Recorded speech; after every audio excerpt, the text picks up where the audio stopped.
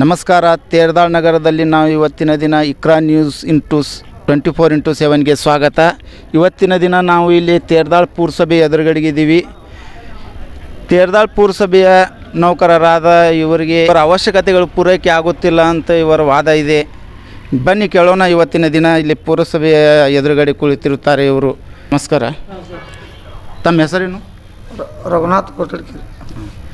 ಎಷ್ಟು ದಿವಸದಿಂದ ಇವಾಗ ನೀವು ಇದೆ ಸತ್ಯಾಗ್ರಹ ಮಾಡ್ತಾ ಇದ್ದೀರಾ? ಏನು ನಿಮ್ಮ ಬೇಡಿಕೆ ಇದೆ? ನಾವು ನಿನ್ನಿಂದ ಕೂತೀವಿ ರೀ. ನಿನ್ನಿಂದ್ರೆ ನಮ್ಮದು 4ನೇ ತಿಂಗಳ ಚಲೋ ಆದ್ರೆ ಪಗಾರ ಇಲ್ಲ ಸರ್. ಮುಂದೆ ಇನ್ನು ಅದೇನು 21 ದಿವ್ಸದಿಂದ ರೀ, ಮತ್ತು ಅದು 15 ದಿವ್ಸದಿಂದ ರೀ. ನಮಗೆ ಯಾವುದಾಗಲಿ ಹಬ್ಬದ ಮುಕ್ಕಟ್ಟಾದರೂ ಪಗಾರ ಕೊಟ್ಟಿವಿ ಸರ್. ಮತ್ತು ಈಗಾದ್ರೂ ಕುಂಡ್ರ ಮುಂದಾದ್ರೂ ಒಂದು ವಾರ ಮುಂಚಿತ ಅರ್ಜಿ ಕೊಟ್ಟಿವಿ ರೀ, ನಮಗೆ ಪಗಾರ ಕೊಡಿರ್ತಂದ್ರೆ. ಆದ್ರೆ ಇವ್ರು ಏನೂ ಕೊಟ್ಟಿಲ್ಲ ರೀ. ಅದು ಗೌರ್ಮೆಂಟ್ ಅನುದಾನ ಇಲ್ಲ, ನಾವು ಕೊಡೋಕ್ಕಾಗಲ್ಲ ಅನ್ನೋ ಮತ್ತು ಇವ್ರು ಹೇಳ್ತಾರೆ.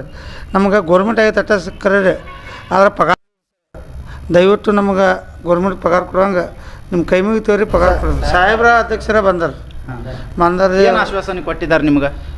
1 ತಿಂಗಳು ಕೊಡ್ತೀವಿ ಅನ್ನತ್ತಾರೆ ಸರ್. ನಾವು 1 ತಿಂಗಳು ಬೇಡ್ರೆ ನಮ್ಗೆ ಮನೆ ಖರ್ಚು ಇದನ್ನು ನಿಗಾ ಅಲ್ರಿ.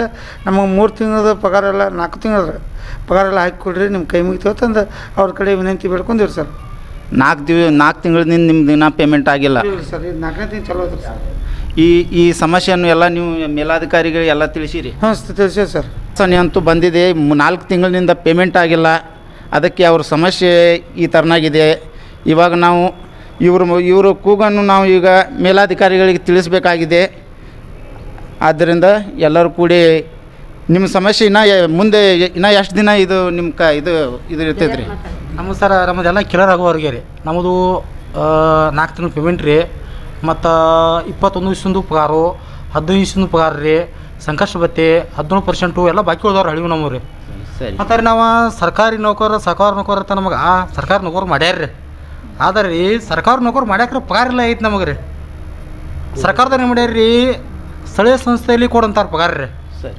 ಸ್ಥಳೀಯ ಸಂಸ್ಥೆಯಲ್ಲಿ ಸಾಹೇಬ್ರಂತ ಏನಂತಾರೆ ರೀ ಅವ್ರಿ, ನಮ್ಮಲ್ಲಿ ಇಷ್ಟು ಇನ್ಕಮ್ ಇಲ್ಲ, ನಮ್ಗೆ ಕೊಡೋಕ್ಕಾಗಂಗಿಲ್ಲ, ಮತ್ತು 33 ಮಂದಿ ನೀವು, ನಮ್ದು ಇಲ್ಲಿ ತೆರೆದಾದ ಇನ್ಕಮ್ ಕಡಿಮೆ ಐತಿ, ನಾವು ಹೆಂಗೆ ಕೊಡ್ತಾರ ಅಂತಾರೆ ರೀ ಅವ್ರು. ನಮ್ಮ ಕೈಲಿ ಆಗಂಗಿಲ್ಲ, ಇದನ್ನು ಸರ್ಕಾರ ಮನಸ್ಸು ಮಾಡಬೇಕು, ಸರ್ಕಾರದವ್ರು ಇದನ್ನು ಏನರ ಒಂದು ಹಾದಿ ಹಚ್ಚಬೇಕು ಅಂತ ಅವ್ರು ಹೇಳ್ತಾರೆ ರೀ. ಮತ್ತು ನಾವು ಅಷ್ಟು ದೂರ ಹೋಗಿ ಹೋರಾಟ ಮಾಡ್ಕೊಂಡು ನಮ್ಗೆ ಆಗಂಗಿಲ್ಲ ರೀ. ನಾವು ಇಲ್ಲೇ ಹೋರಾಟ ಮಾಡೋರು ಅವ್ರು. ಅಟ್ ನಮ್ಗೆ ಶಕ್ತಿನೂ ಇಲ್ಲ, ಎಲ್ಲ ಕಡೆ ಬೆಂಗಳೂರು ಹೋಗಬೇಕು, ಅಲ್ಲಿ ಹೋಗ್ಬೇಕು ಅಂತ ನಮ್ಗೆ ಶಕ್ತಿನೂ ಇಲ್ಲ, ನಮ್ಗೆ ಹೋಗೋಕ್ಕಾಗೋದಿಲ್ಲ.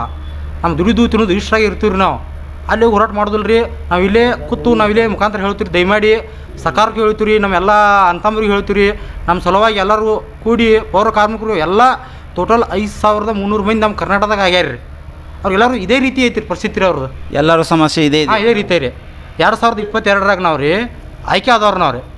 ಅವ್ರಿಗೆ ರೀ ಒಂದು 9 ತಿಂಗಳು ಅವ್ರು ಸರ್ಕಾರದಾಗ SFCಯಲ್ಲಿ ಅನುದಾನ ತೆಗೆದಿಟ್ರಿ ರೀ, ಕೊಟ್ರಿ 8-9 ತಿಂಗಳು ರೀ. ಅಲ್ಲಿಡ್ದೇನು ಚಾಲು ಆಗೈತಿರ್ಲಿ. ಈಗ ಬರೀ ಸ್ಥಳೀಯ ಸಂಸ್ಥೆಯಲ್ಲಿ ಕೊಡಂತಾರೆ ರೀ.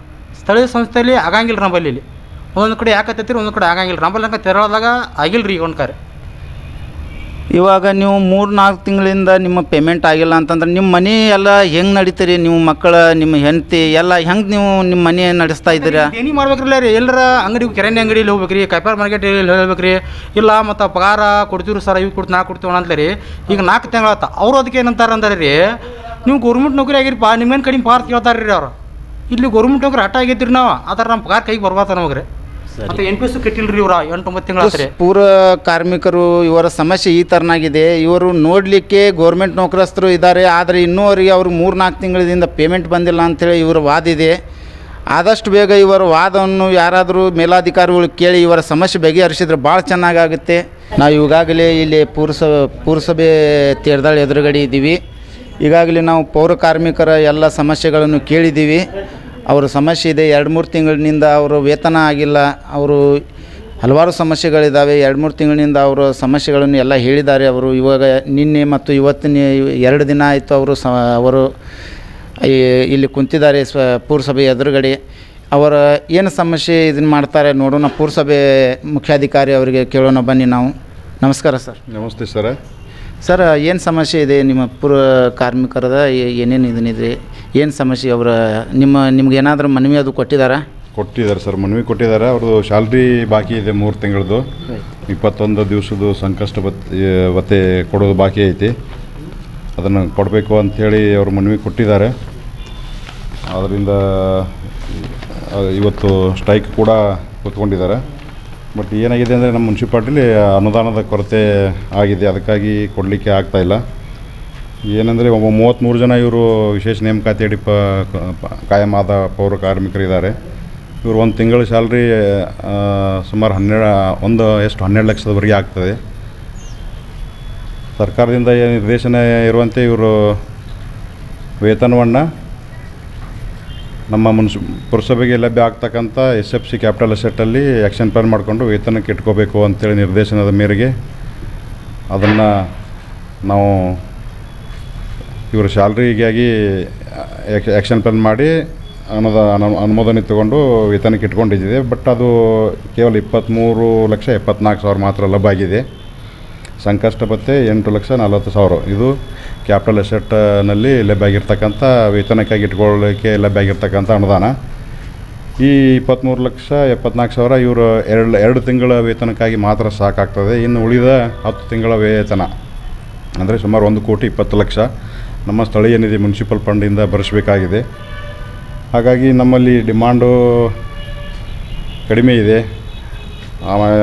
ಹಾಗಾಗಿ ಸ್ವಲ್ಪ ಅದನ್ನು ಎಲ್ಲವನ್ನು ನಮ್ಮ ಡಿಮಾಂಡ್ 70 ಲಕ್ಷ ಶಸ್ತ ಹೊರತುಪಡಿಸಿ 70 ಲಕ್ಷ ನಮ್ಮದು ಏನು ಆಸ್ತಿ ತೆರಿಗೆ ಬೇಡಿಕೆ ಇದೆ. ಆಮೇಲೆ 55 ಲಕ್ಷ ನೀರಿನ ತೆರಿಗೆ ಇದೆ. ಎಲ್ಲ ಸೇರಿಸಿದರೂ ಕೂಡ ನಮ್ಮಲ್ಲಿ 1,20,00,000 ಇದು ಆಗ್ತದೆ. ಬೇರೆ ಬೇರೆ ಖರ್ಚು ಇದಾವೆ. ವಾಟರ್ ಸಪ್ಲೈದವರು ಲೇಬರ್ಗಳ ಸ್ಯಾಲ್ರಿ, ಡ್ರೈವರ್ಗಳ ಸ್ಯಾಲ್ರಿ, ವಿದ್ಯುತ್ ಮೇಂಟೆನೆನ್ಸು, ವಾಟರ್ ಸಪ್ಲೈ ಮೇಂಟೆನೆನ್ಸು, ಬೇರೆ ಬೇರೆ ಖರ್ಚುಗಳು ಎಲ್ಲ ಸೇರಿಸಿದಾಗ ಒಟ್ಟಾರೆ ನಮ್ಮಲ್ಲಿ 2,12,00,000 ಏನೋ ಬೇಡಿಕೆ ಆಗ್ತದೆ.